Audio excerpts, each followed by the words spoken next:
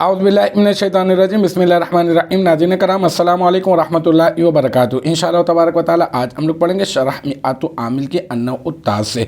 अब तक जो है इस सिलसिले में हम लोग तकरीबन 2 वीडियोस बना चुके हैं। इंशाअल्लाह तबारक व तआला ये होगा हमारा पार्ट नंबर 3। हम लोग पढ़ रहे हैं ऐसे अस्मा के बारे में जिन्हें अस्माए अफ़आल कहा जाता है, और इस वजह से अफ़आल कहा जाता है, महज नाम रखने की ये वजह है कि इसके मानी जो है वो अफ़आल वाले हैं। ठीक है, आज की जो इबारत है वो है वहिय तिस्अतु सित्ततुम मिन्हा